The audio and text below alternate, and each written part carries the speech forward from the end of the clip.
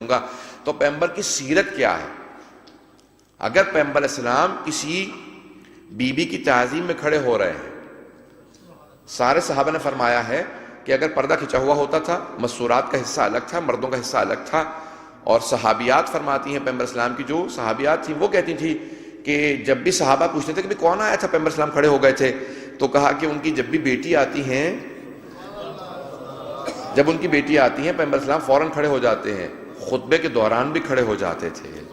پوچھا کیوں یا رسول خدا، یہ کیا بیٹیوں کی تعظیم ہم پہ واجب ہے؟ آپ نے کہا ماں باپ کا احترام واجب ہے.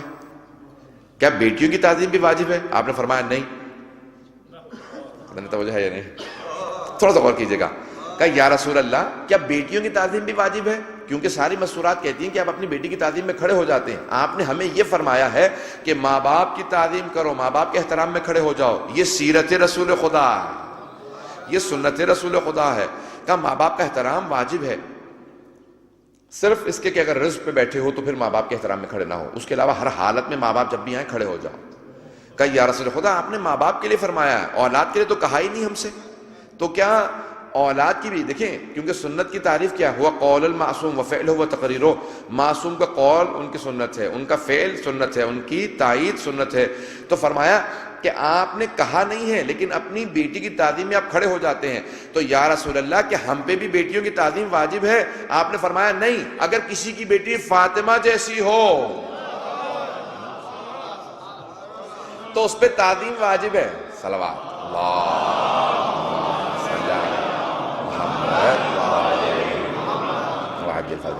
کہ اگر کسی کی بیٹی فاطمہ جیسی ہو تو اس پہ تعظیم واجب ہے. تو کہا کہ یا رسول اللہ فاطمہ جیسے تو کسی کی بیٹی نہیں ہے. تو پھر کہا اسی فاطمہ کی تعظیم واجب ہے. اب پیغمبر اسلام تعظیم میں کھڑے ہو جاتے ہیں. عزیزان گرامی یہ سیرت رسول خدا. اب میں ایک سوال کرنا چاہتا ہوں آپ سے اور اسی پہ بات کو تمام کر دوں گا. عزیزان گرامی ازواج رسول نے فرمایا ہے کہ پیغمبر اسلام ہمیشہ کہا کرتے تھے کہ جب بھی ماں باپ کی تعظیماً کوئی بوسہ دینا چاہو تو ہاتھوں کا بوسہ دو. باپ کے ہاتھوں کو چومو، ماں کے ہاتھوں کو چومو. اور اولاد کے لیے کہا ان کی پیشانی کا بوسہ دو، ان کے چہرے کو چومو. اولاد سے پیار کرنا چاہو تو ان کی پیشانی کو چومو، ان کے چہرے کو چومو. اور ماں باپ کے ہاتھوں کو چومو. جب پیغمبر اسلام جناب سیدہ سے ملتے تھے تو ہاتھوں کو بھی چومتے تھے، پیشانی کو بھی چومتے تھے. تو ازواج نے سوال کیا، کہا یا رسول اللہ آپ نے کہا ہے کہ اولاد کی پیشانی کو، چہرے کو چومنا چاہیے، ماں باپ کے ہاتھوں کو چومنا چاہیے، لیکن آپ اپنی بیٹی کے ہاتھوں کو بھی چومتے ہیں، پیشانی کو بھی.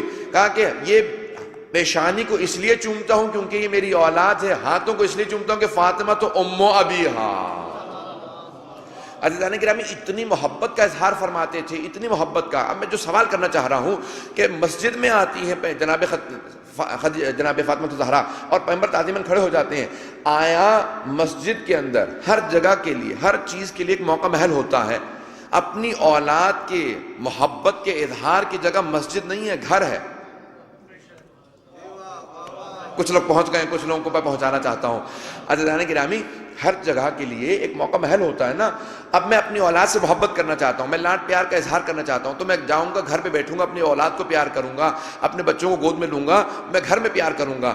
مسجد عبادت کی جگہ ہے. پیغمبر اسلام اپنی بیٹی کی تعظیم میں مسجد میں بھی کھڑے ہو رہے ہیں. تو آیا یہ بیٹی سے محبت کا اظہار کر رہے ہیں یا عبادت کا اظہار فرما رہے ہیں؟